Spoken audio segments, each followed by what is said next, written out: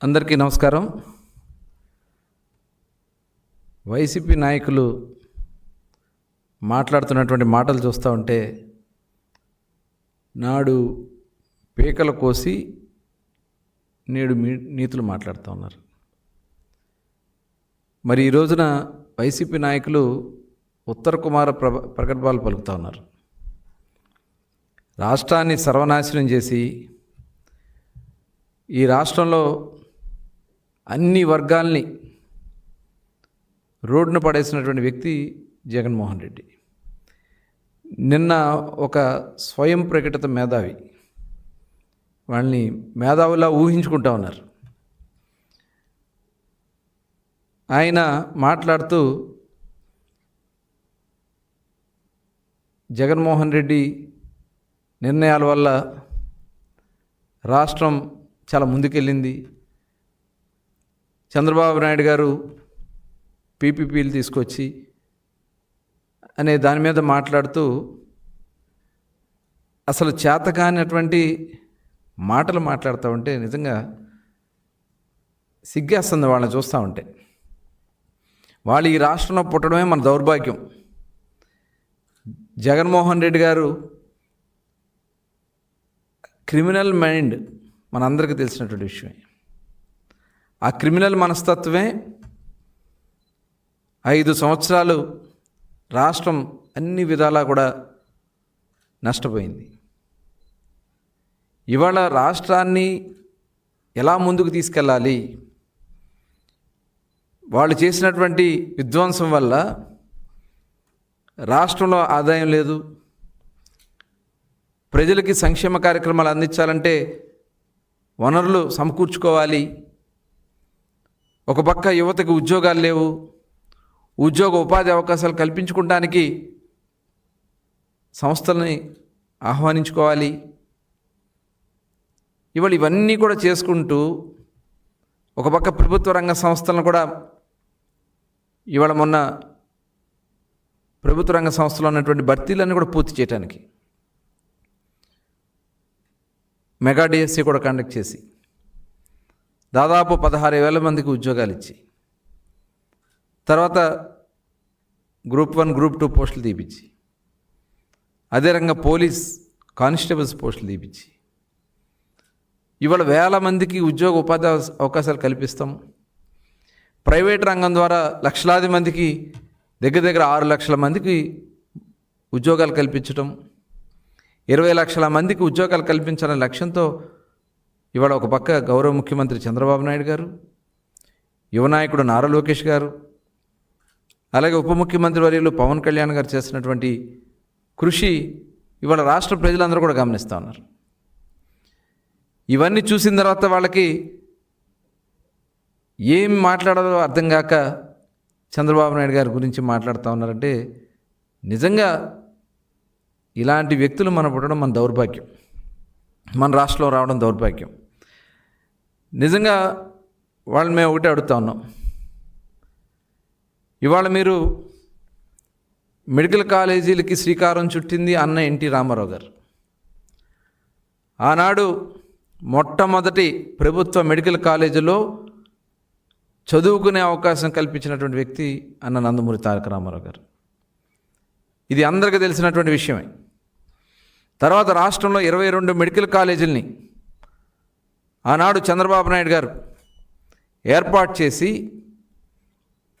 మన రాష్ట్రంలోనే మరి డాక్టర్స్ని తయారు చేసినటువంటి ఘనత ఈరోజు ఖచ్చితంగా మరి చంద్రబాబు నాయుడు గారు చేసినటువంటి కృషి. ఇవాళ మీరు చేసినటువంటి విధానం వల్ల ఎన్ని పేరుకి మెడికల్ కాలేజీలు ప్రారంభించామని చెప్పారు. కేంద్రం ఇచ్చిన నిధులు తప్ప ఒక్క పైసా మీరు ఖర్చు పెట్టారా? కేంద్రం ఇచ్చినటువంటి 1,500 కోట్ల తప్ప కనీసం ఒక్క పైసా కూడా మీరు ఖర్చు పెట్టకుండా 5 ఏళ్ళు అవన్నీ కూడా వదిలేసి ఇప్పుడు ఒక మంచి విధానంతో అవన్నీ కంప్లీట్ చేయాలి, ప్రజలకు అందుబాటులో తీసుకురావాలి, ప్రజలకి వైద్య సహాయం అందించాలి, ఎక్కువ మంది డాక్టర్స్ని మన రాష్ట్రం నుంచి తయారు చేయాలని చెప్పి ముఖ్యమంత్రి గారు ఆలోచన చేస్తూ ఉంటే ఇవాళ లేనిపోని మాటలు మాట్లాడుతూ రెచ్చగొట్టే కార్యక్రమాలు చేస్తూ ఉన్నారు.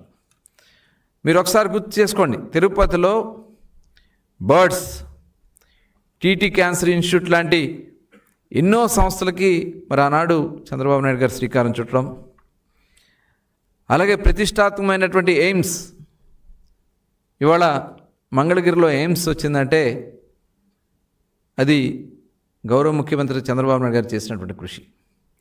కనీసం ఆ ఎయిమ్స్కి దారి ఇవ్వలేకపోయారు మీరు. కనీసం వాళ్ళకి నీళ్లు కూడా ఇవ్వకుండా నానా ఇబ్బందులు పెడితే ఇవాళ కూటమి ప్రభుత్వం వచ్చిన వెంటనే వాళ్ళకి పైప్ లైన్ వేసి, కృష్ణానది నుంచి డైరెక్ట్గా పైప్ లైన్ వేసి నీళ్లు అందిస్తున్నటువంటి ఘనత ఇవాళ కూటమి ప్రభుత్వాన్ని. మరి ఇటువంటి ఒక కక్షపూరితమైనటువంటి కార్యక్రమాలు చేసింది మీరు. ఇవాళ గవర్నమెంట్ ఆఫ్ ఇండియా ఇచ్చినటువంటి ఎయిమ్స్ని, all India institute of medical సైన్సెస్ని మీరు ఇవాళ ఎన్ని ఇబ్బందులు పెట్టారో అవన్నీ కూడా మర్చిపోతారు అనుకుంటున్నారా? అన్నగారు కట్టించినటువంటి హెల్త్ యూనివర్సిటీకి ఆయన పేరు పెడితే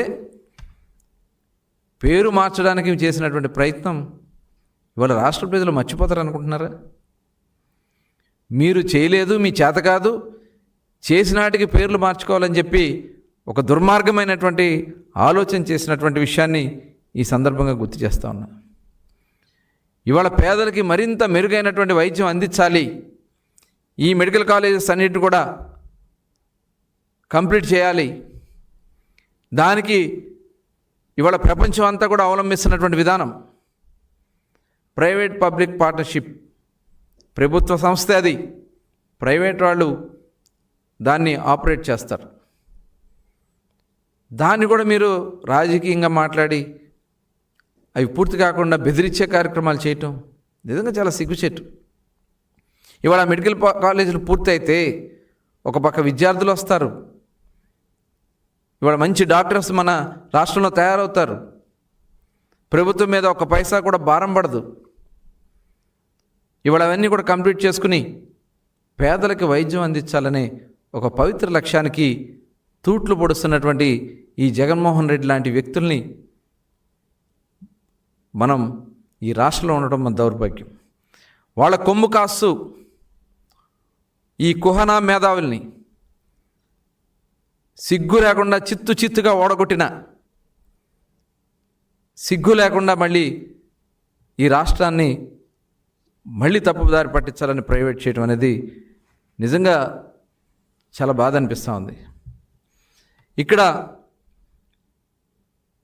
management quota, self finance, NRI quota అని ప్రకటించింది జగన్మోహన్ రెడ్డి గారు కదా. మరి ఈ 3 రకాలైనటువంటి, అంటే పేదల దగ్గర నుంచి దానికి రేట్లు ఫిక్స్ చేసి అవన్నీ కూడా లబ్ధి పొందాలని ప్రయత్నం చేసి పేదలకి వైద్యాన్ని, విద్యని దూరం చేయడానికి మీరు చేసినటువంటి ప్రయత్నం నిజంగా చాలా సిగ్గుచేటుగా మరి నేను భావిస్తూ ఉన్నాం.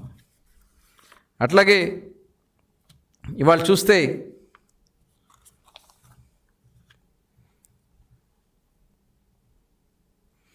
నూట 7, 108, 113 జీవోలు తీసుకొచ్చి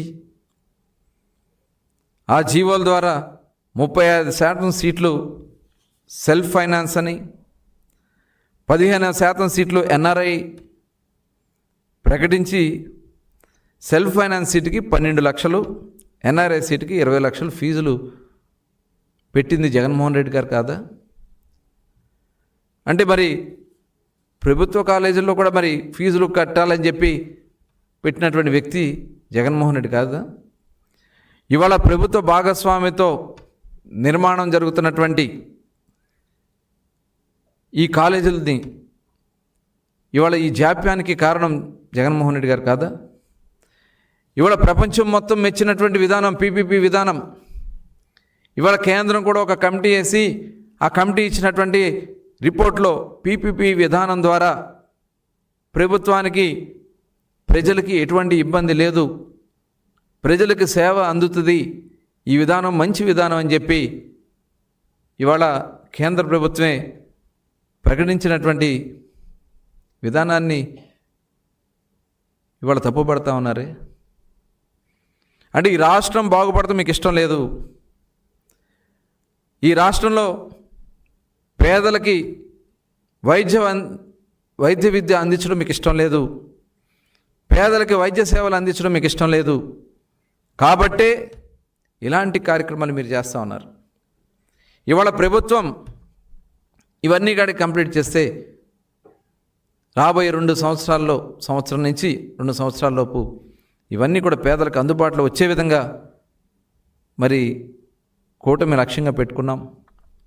అట్లాగే పీపీపీ ఆసుపత్రుల్లో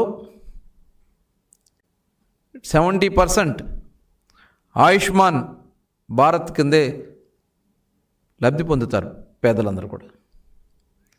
ఇవాళ ఇవన్నీ కూడా చేస్తూ ఉంటే మీరు లేనిపోని రాద్ధాంతం చేయటానికి, మీరు చేసినటువంటి విధానం వల్ల ప్రజలు నష్టపోతున్నటువంటి విధానానికి, మెడికల్ కాలేజీలో సీట్లు 50% మీరు 50% ప్రైవేట్కి కేటాయించారు.